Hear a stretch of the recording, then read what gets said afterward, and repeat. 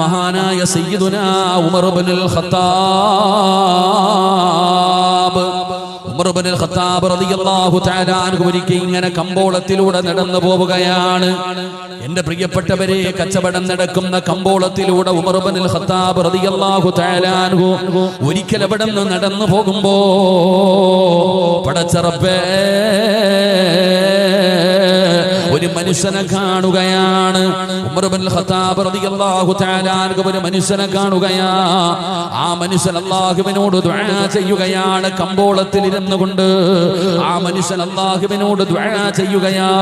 അല്ലാഹുമ്മ ജഅൽനി മിൻ ഇബാദിക ഖലീലാ. ഉമർ ഇബ്നുൽ ഖത്താബ് റളിയല്ലാഹു തആല അൻഹു കമ്പോളത്തിൽ ഇരുന്നിട്ട് പടച്ചവനോട് ദുആ ചെയ്യുകയാണ്. ഏത് കമ്പോളമെന്നറിയോ?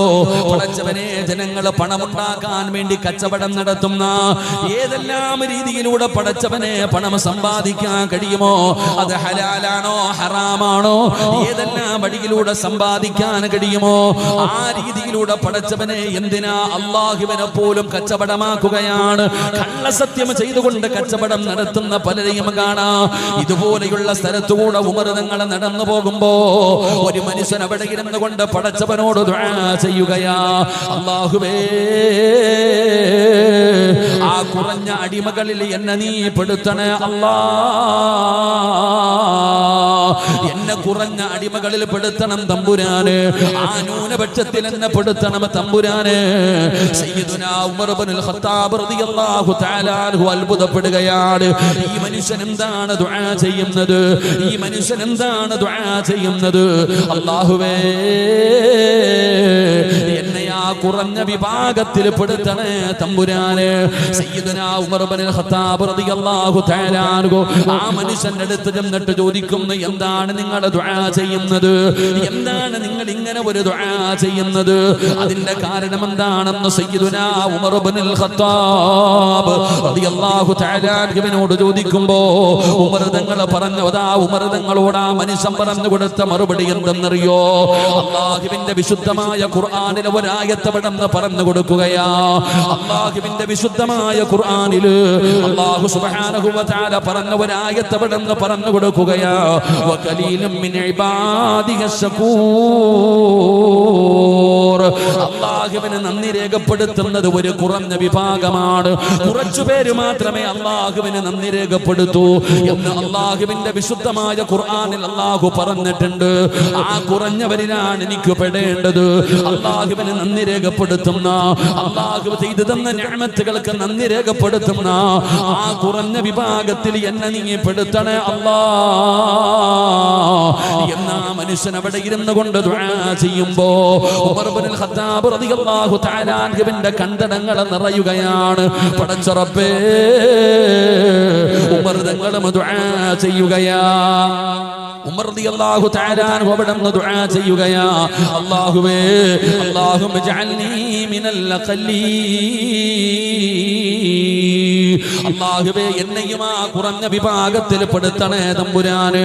നിനക്ക് നന്ദി രേഖപ്പെടുത്തുന്ന, നിനക്ക് ശുക്ർ ചെയ്യുന്ന ആ ഒരു കുറഞ്ഞ വിഭാഗത്തിൽ എന്നെ പെടുത്തണേ എന്ന് അവിടെ നിന്ന് ദുആ ചെയ്തു എന്ന് ചരിത്രം പഠിപ്പിക്കുമ്പോ എന്റെ പ്രിയപ്പെട്ടവരെ, നമ്മളിൽ അധികം പേരും നന്ദി കാണിക്കാത്തവരാണ്.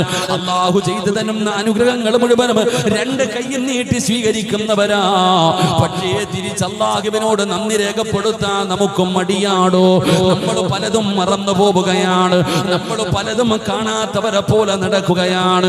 എന്റെ പ്രിയപ്പെട്ട സഹോദരങ്ങളെ, നമ്മൾ അല്ലാഹുവിനോട് നന്ദി കാണിക്കുന്ന അടിമയാകണം. അല്ലാഹുവിനെ ശുക്ർ ചെയ്യുന്ന അടിമയാകണം. മഹാനായ ആദരവായ പ്രവാചകൻ നബി മുഹമ്മദ് മുസ്തഫ സല്ലല്ലാഹു അലൈഹി വസല്ലമ തങ്ങൾ തന്റെ രണ്ട് കാലുകൾ നീര് കെട്ടുന്ന രീതിയിൽ അല്ലാഹുവിന്റെ പ്രവാചകൻ ഉറക്കമൊഴിച്ചുകൊണ്ട് ഇബാദത്ത് ചെയ്യുന്നത് കണ്ടപ്പോ ആയിഷ ബീവി റളിയല്ലാഹു തആല അൻഹ അവിടുന്ന് സങ്കടപ്പെട്ടുകൊണ്ട് നബി തങ്ങളോട് ചോദിക്കുന്നു, യാ റസൂലല്ലാഹ്, അല്ലാഹുവിന്റെ നബിയേ, എന്തിനാ നബിയേ ഇങ്ങനെ കാല് നീര് കെട്ടുന്ന രീതിയിൽ അവിടെ നിങ്ങനെ ഇബാദത്ത് ചെയ്യുന്നത് അങ്ങക്കെല്ലാം അല്ലാഹു പുറത്തു തന്നിട്ടുണ്ടല്ലോ, നിങ്ങളല്ലേ സ്വർഗം തുറക്കുന്നത് എന്ന് നബി തങ്ങളോട് അവിടെ നിന്ന് ചോദിക്കുമ്പോ അല്ലാഹുവിന്റെ റസൂൽ എപ്പോഴും പറഞ്ഞത്, ആയിഷ,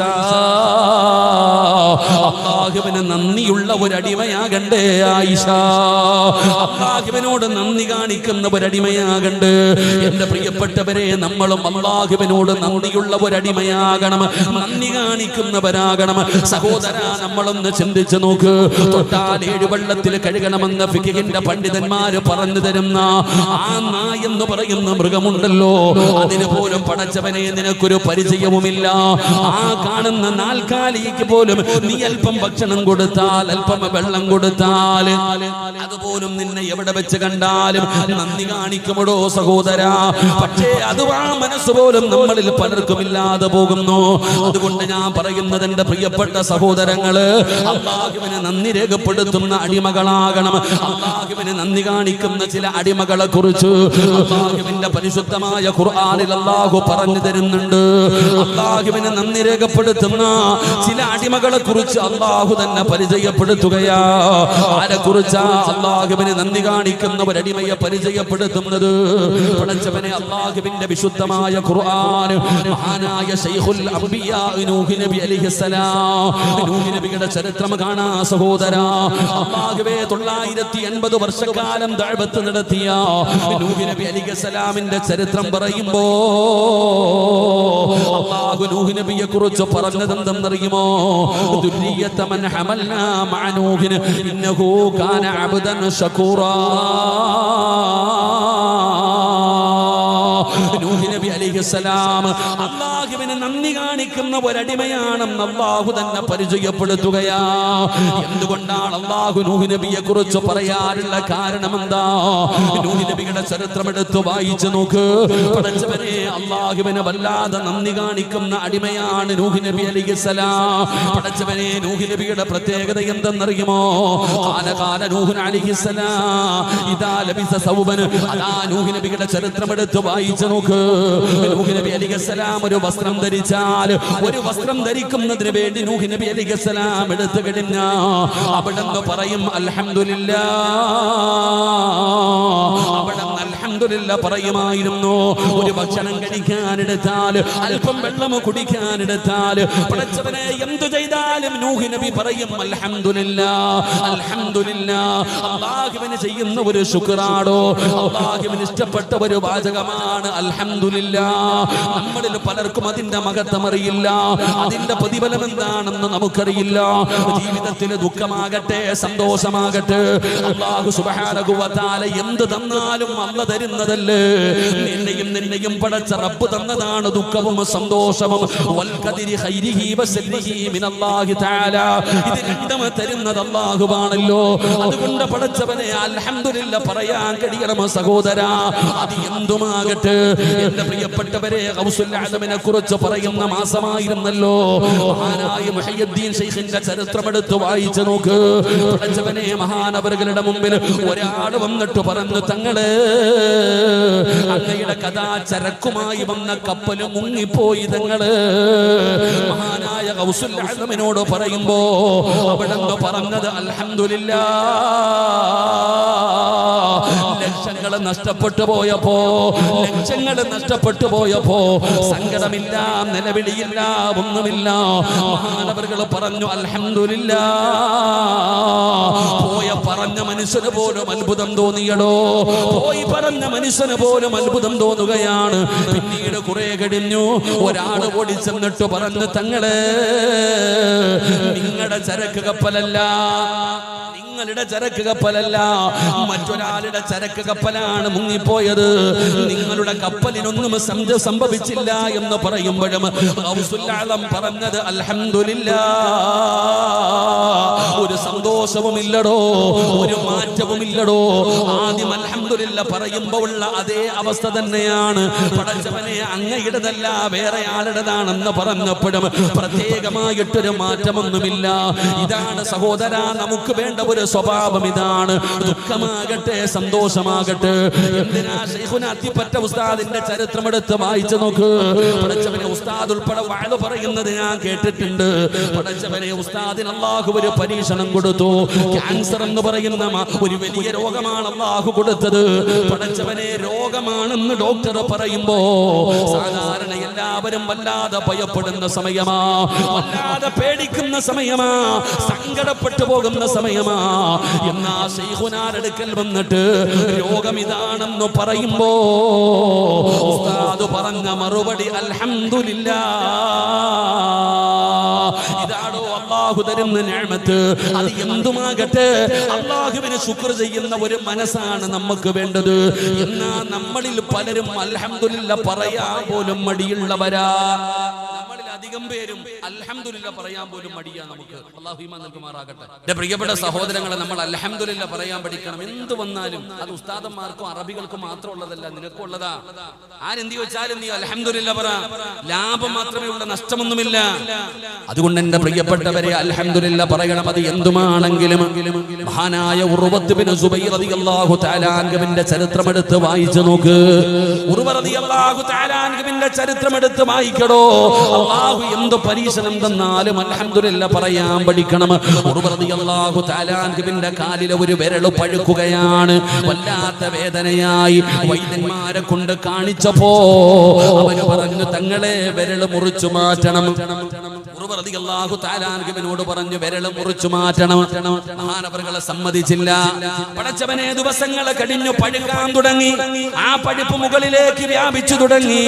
ഉർവ റളിയല്ലാഹു തആല അൻഹു രണ്ടാമതും വൈദ്യന്മാരോട് കാണിച്ചു. അവര് പറഞ്ഞു, വിരലല്ല മുറിക്കേണ്ടത്, കാൽപത്തി മുറിച്ച് കളയണം തങ്ങളെ, ഇല്ലെങ്കിൽ പഴുപ്പ് മുകളിലേക്ക് കയറും. അന്നേ ഞങ്ങൾ പറഞ്ഞതാണ്. ഉർവ തങ്ങളെ തയ്യാറായില്ല. പടച്ചവനെ പിന്നീടും കാലിന് വല്ലാത്ത വേദനയായി പഴുപ്പ് മുകളിലേക്ക് കയറാൻ തുടങ്ങി. ഉർവ റളിയല്ലാഹു തആല അൻഹു അവസാനം വൈദ്യന്മാരുടെ മുമ്പിൽ മൂന്നാമതും പോയി. അവര് പറഞ്ഞു, അന്നേ ഞങ്ങൾ പറഞ്ഞതാണ്, ഇനിയെങ്കിലും സമ്മതിക്കുക തങ്ങള്.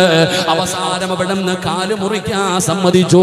ഉർവ റളിയല്ലാഹു തആല അൻഹുവിന്റെ കാല് മുറിക്കാൻ തയ്യാറായി. ഒരു ലഹരി പദാർത്ഥം, കള്ളുപോലെയുള്ള ഒരു ലഹരി പദാർത്ഥം കൊണ്ടുവന്ന് ഉർവ തങ്ങളുടെ കയ്യിൽ കൊടുക്കുകയാ. ഇത് കുടിക്കണം തങ്ങള്. ഉർവ തങ്ങൾ ചോദിച്ചു, എന്തിനാ ഇത് കുടിക്കുന്നത്? ഇത് കള്ളാണല്ലോ, കുടിക്കൽ ഹറാമാണല്ലോ.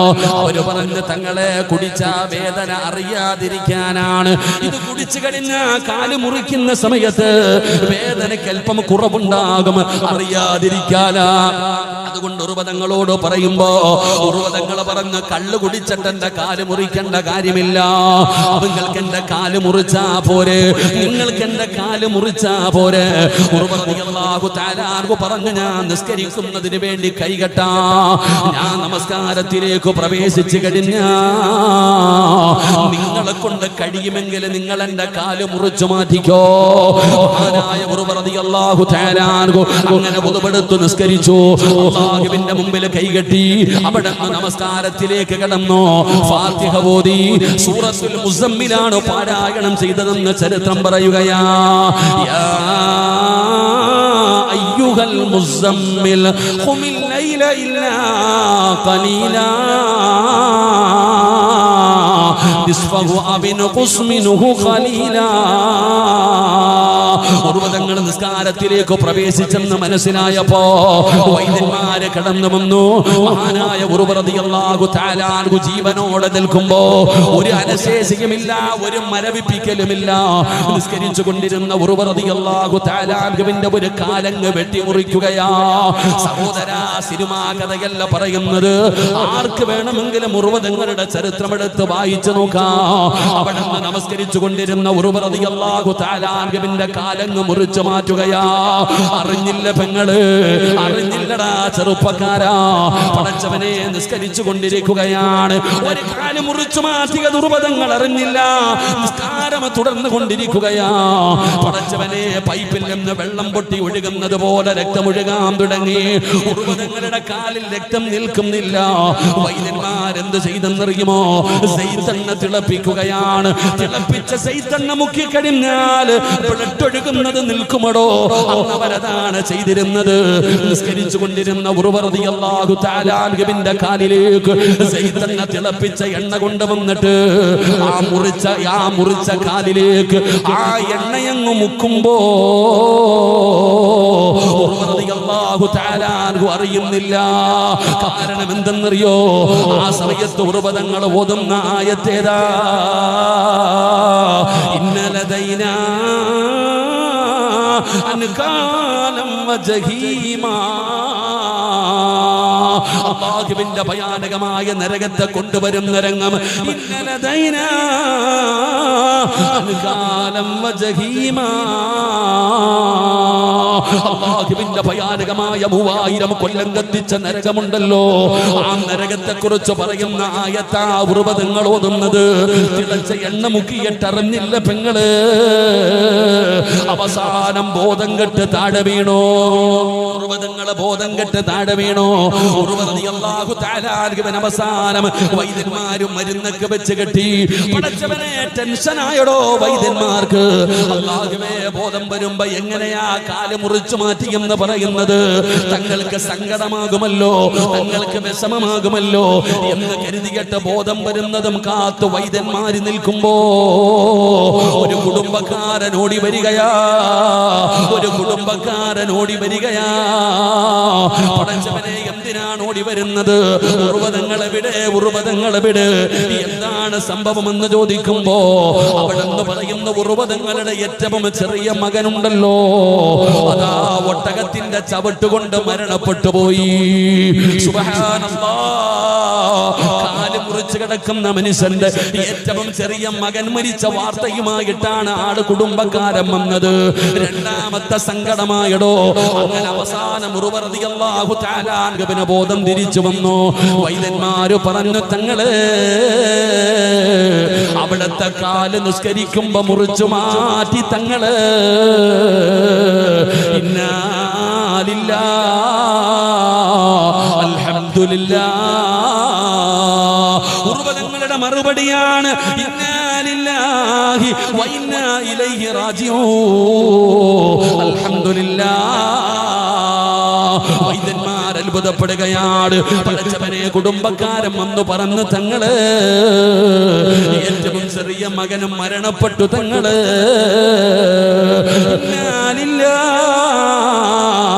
അൽഹംദുലില്ലാഹ്. വല്ലാത്ത അത്ഭുതമാടോ, വല്ലാത്ത അത്ഭുതമാടോ. പടച്ചവനെ, തന്റെ ഒരു കാല് മുറിച്ചു മാറ്റിയെന്ന് പറയുമ്പോ എന്തിനാ തങ്ങളെ സങ്കടമില്ല? അൽഹംദുലില്ലാഹ് പറഞ്ഞല്ലോ, അൽഹംദുലില്ലാഹ് പറഞ്ഞല്ലോ. ഉപതങ്ങൾ പറഞ്ഞ മറുപടി എന്തെന്നറിയോ? അല്ലാഹു 2 കാല് തന്നിട്ട് ഒരെണ്ണമല്ലേ തിരിച്ചെടുത്തുള്ളൂ, ഒരെണ്ണമല്ലേ തിരിച്ചെടുത്തുള്ളൂ. അൽഹംദുലില്ലാഹ്. അല്ലാഹു എനിക്കൊരുപാട് 7ഓളം മക്കളുണ്ടായെന്ന് ചരിത്രം പറയുന്നു. ഒരെണ്ണത്തെയല്ലേ തിരിച്ചെടുത്തുള്ളൂ, ബാക്കി 6 അല്ലാഹു ജീവനോടെ തന്നല്ലോ. അൽഹംദുലില്ലാഹ്. ഇതാണ് സഹോദര അൽഹംദുലില്ലാഹ്. ജീവിതത്തിൽ എന്ത് വന്നാലും അതൊരു വലിയ നല്ല സ്വഭാവമാണ്. മഹാനായ നൂഹ് നബി അലൈഹിസ്സലാമിന്റെ സ്വഭാവമാണ്. അല്ലാഹുവേ, എന്ത് ചെയ്താലും അവിടെന്ന് പറയും അൽഹംദുലില്ലാഹ്. അല്ലാഹുവിനെ സ്തുതിക്കുന്ന ഒരു പ്രവാചകനാണ് നൂഹ് നബി അലൈഹിസ്സലാം. അതുകൊണ്ടാണ് നൂഹ് നബിയെ കുറിച്ച് പറഞ്ഞപ്പോ, അല്ലാഹു നൂഹ് നബിയുടെ ചരിത്രം പറഞ്ഞപ്പോ അല്ലാഹു നൂഹ് നബിയെ കുറിച്ച് പറയുകയാ, ഇന്നഹു കാന അബ്ദൻ ശകൂറാ. നൂഹ് നബി അല്ലാഹുവിന് നന്ദി ചെയ്തിരുന്ന ഒരടിമയാണ്, അല്ലാഹുവിന് ശുക്ർ ചെയ്തിരുന്ന ഒരടിമയാണ്. പടച്ചവനെ രണ്ടാമതൊരു പ്രവാചകന്റെ ചരിത്രം കാണാം. മഹാനായ ഖലീലുല്ലാഹി ഇബ്രാഹിം നബി അലൈഹിസ്സലാം അല്ലാഹുവിന്റെ ഖലീലാണ്. ആ ഇബ്രാഹിം നബിയെ കുറിച്ച് അല്ലാഹ് പറയുമ്പോഴും അല്ലാഹു തന്നെ പറയുന്നു, അല്ലാഹുവേ ഇബ്രാഹിം നബി നന്ദിയുള്ള ഒരടിമയാണെന്ന്. എന്തേ ഇബ്രാഹിം നബിയുടെ പ്രത്യേകത എന്തെന്നറിയോ? ഇബ്രാഹിം നബിയുടെ ചരിത്രം എടുത്ത് വായിച്ചു നോക്ക്.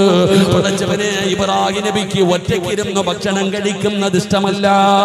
ഇബ്രാഹിം നബി അലൈഹിസ്സലാമിന് ഒറ്റയ്ക്കിരുന്ന് ഭക്ഷണം കഴിക്കുന്നത് ഇഷ്ടമല്ല.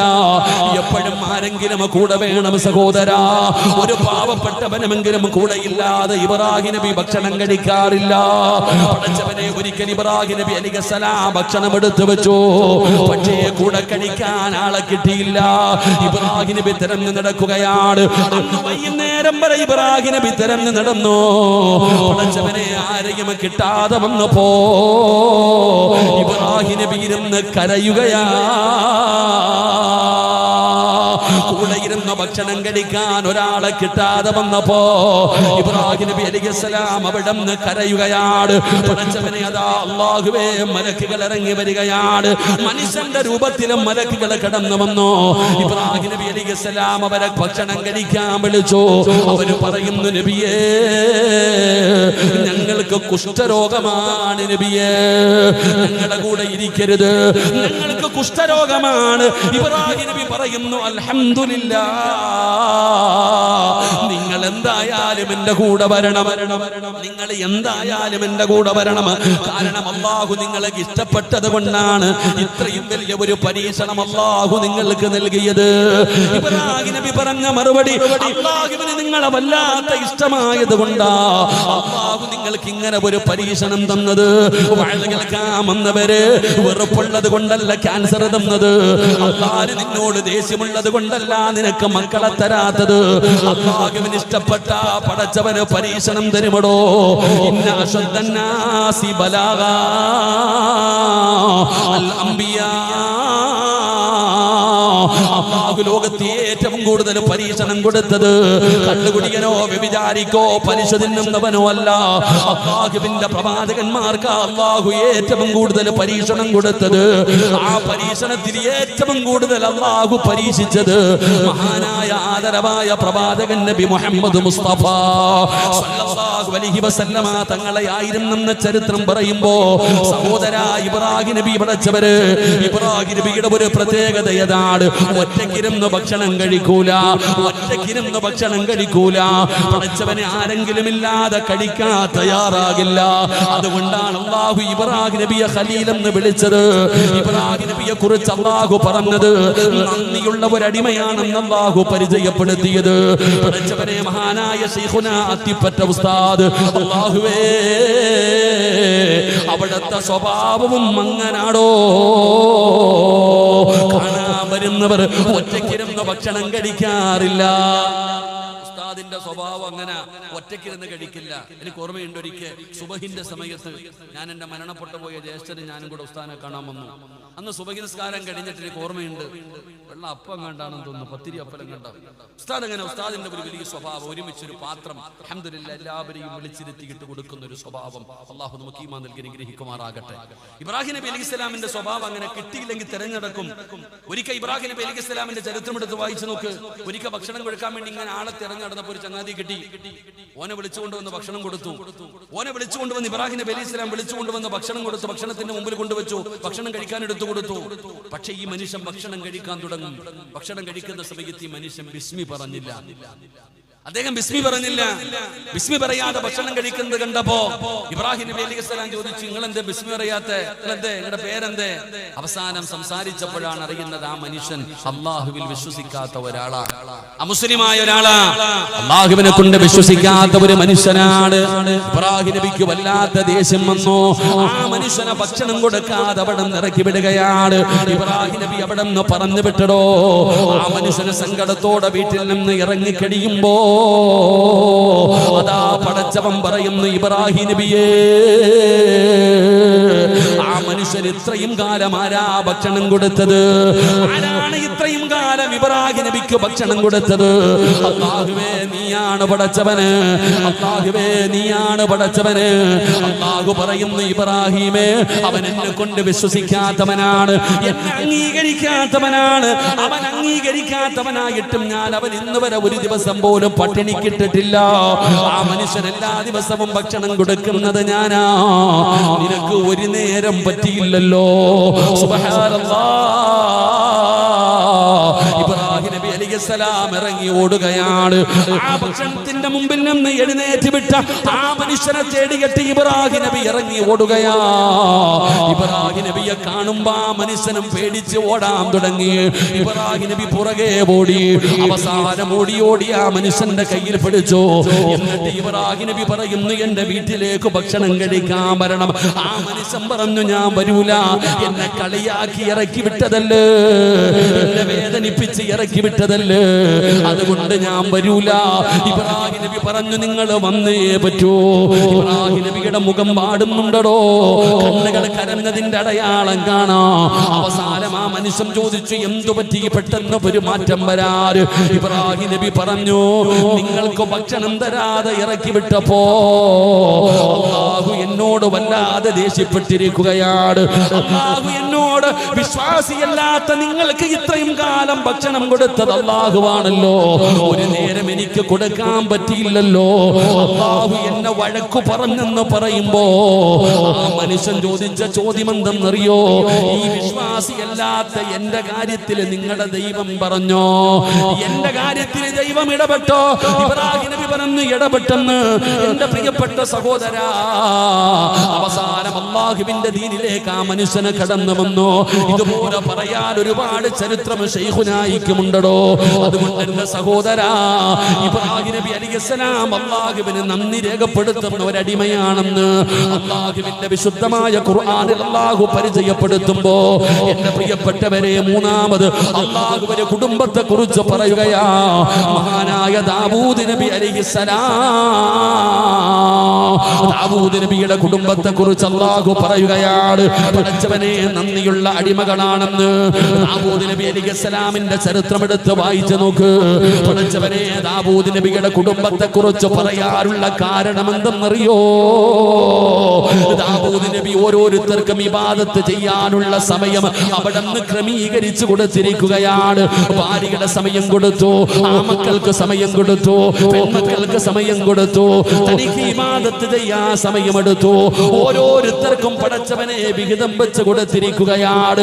ഇബാദത്തിന്റെ സമയങ്ങൾ വിഹിതം വെച്ച് കൊടുത്തിരിക്കുകയാ. അതാ ചരിത്രം പറയുന്നു, അല്ലാഹു സുബ്ഹാനഹു വ തആല എപ്പ ഭൂമിയിലേക്ക് നോക്കിയാൽ ഇബ്രാഹിം നബിയുടെ വീടിനകത്ത് ഇബാദത്താ. അല്ലാഹു സുബ്ഹാനഹു വ തആല എപ്പ ഭൂമിയിലേക്ക് നോക്കിയാലും കാണുന്ന കാഴ്ച എന്തെന്നറിയോ? ദാവൂദ് നബി അലൈഹിസ്സലാമിന്റെ വീടിനകത്ത്, ദാവൂദ് നബി അലൈഹിസ്സലാമിന്റെ വീടിനകത്ത് ഒന്നെങ്കിൽ ദാവൂദ് നബി, അല്ലെങ്കിൽ സുലൈമാൻ നബി, അല്ലെങ്കിൽ തന്റെ ഭാര്യ, അല്ലെങ്കിൽ മക്കള്, ആരെങ്കിലും ഒരാൾ ഇബാദത്ത് ചെയ്തുകൊണ്ടിരിക്കുന്ന വീടാണ്. അവിടെ മുടങ്ങാറില്ല. എന്റെ പ്രിയപ്പെട്ടവരെ, അതുകൊണ്ടാണ് അല്ലാഹു അവരെ കുറിച്ച് പരിചയപ്പെടുത്തിയത്. അവര് നന്ദിയുള്ള ഒരു കുടുംബമാണെന്ന്. എന്റെ പ്രിയപ്പെട്ടവരെ, ദാവൂദ് നബി അലൈഹിസ്സലാമിന്റെ ഭാര്യ മഹാനായ പടച്ചവനെ, മഹാനായ സുലൈമാൻ നബി അലൈഹിസ്സലാം. സുലൈമാൻ നബി അലൈഹിസ്സലാമിന്റെ ചരിത്രം അറിയുമല്ലോ. അല്ലാഹുവേ, ലോകം മുഴുവനും അടക്കി ഭരിച്ചിരുന്ന 4 പേരിൽ ഒരാളാണ് മഹാനായ സുലൈമാൻ നബി അലൈഹിസ്സലാം. പ്രവാചകന്മാരിൽ ഏറ്റവും കൂടുതൽ സമ്പന്നനായ പ്രവാചകൻ മഹാനായ സുലൈമാൻ നബി അലൈഹിസ്സലാം. ആ സുലൈമാൻ നബി അലൈഹിസ്സലാമിന്റെ ചരിത്രം അറിയുമോ? സുലൈമാൻ നബിയോട് ഉമ്മ പറയാറുണ്ട്, മോനെ, നീ ഖിയാമത്ത് നാളിലെ ഫക്കീറാകല്ലേ മോനെ, നീ ഖിയാമത്ത് നാളിലെ ഫക്കീറാകല്ലേ മോനെ. ആരാ ഫക്കീറാരാ? പടച്ചവനെ ചരിത്രമെടുത്ത് വായിച്ചു നോക്ക്. കാലത്ത് ഉമ്മു സുലൈമാൻ ഇബ്നു ദാവൂദ്, സുലൈമാൻ നബി അലൈഹിസ്സലാമിന്റെ മാതാവ് വിളിക്കുന്നു, യാ ബനി, യാ ബുനയ്യ, ഉമ്മാടെ പൊന്നുമോനെ, ലാ തഖ്സുറു നൗമ ബില്ലൈൽ, രാത്രിയിൽ അധികമായിട്ട് ഉറങ്ങല്ലേ, രാത്രിയിൽ അധികമായിട്ട് ഉറങ്ങല്ലേ. സുലൈമാൻ നബി അലൈഹിസ്സലാമിന്റെ ഉമ്മ പറയുകയാ, ഫഇന്ന കസറത്തിൻ നൗമ ബില്ലൈൽ, അവിടെന്ന് പറയുന്ന മോനെ, രാത്രിയിൽ അധികമായി ഉറങ്ങുന്നവര് അവര് നാളെ ഖിയാമത്ത് നാളിലെ ഫക്കീറാ. അതുകൊണ്ട് രാത്രിയിൽ നീ അധികമായിട്ട് ഇബാദത്ത് ചെയ്യണേ. അത് നന്ദിയുള്ള ഒരടിമയുടെ അടയാളമാണ്. ശൈഖുനാ അത്തിപ്പറ്റ ഉസ്താദിന്റെ ഉറൂസിൽ കടന്നു വന്നവര് അല്ലാഹ് ഇഷ്ടപ്പെട്ട ഒരടിമയെ പറഞ്ഞു തരട്ടെ. എല്ലാവരോടും ചോദിക്കുന്നത്, നിനക്ക് അല്ലാഹനെ ഇഷ്ടമാണോ? എല്ലാവരും പറയുന്നു ഇഷ്ടമാണ് ഉസ്താദേ, ഇഷ്ടമാണ് ഉസ്താദേ. എന്നാ സഹോദരാ, അല്ലാഹന് നിന്നെ ഇഷ്ടമാണോ? അല്ലാഹന് നിന്നെ ഇഷ്ടമാണോ? നമ്മൾ അല്ലാഹനെ സ്നേഹിക്കുന്നടോ, ആ സ്നേഹിക്കുന്ന റബ്ബ് നമ്മളെ തിരിച്ചു സ്നേഹിക്കണോ? ഈ സദസ്സിലിരിക്കുന്ന ഏതെങ്കിലും ഒരു മനുഷ്യന് അല്ലാഹു സ്നേഹിക്കുന്നുണ്ടെങ്കിൽ അതിന്റെ അടയാളം എന്തെന്നറിയുവോ?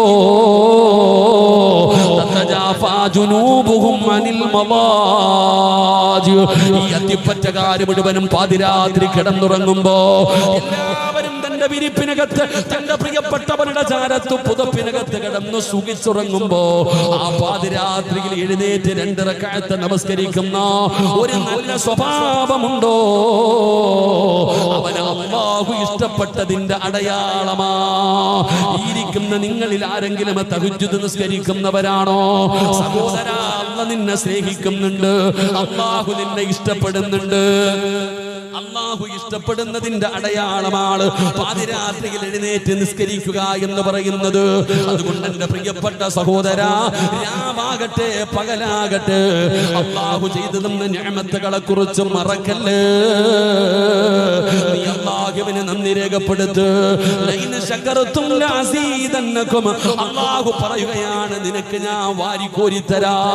നിനക്ക് എന്തു വേണമെങ്കിലും അല്ലാഹു തരും. സഹോദരാ, നീ എത്രത്തോളം അല്ലാഹുവിനെ നന്ദി രേഖപ്പെടുത്തുന്നുണ്ടോ അതിനനുസരിച്ച് അല്ലാഹു നിനക്ക് വർദ്ധിപ്പിച്ചു തരുമെന്ന് അല്ലാഹുവിന്റെ വിശുദ്ധ ഖുർആൻ.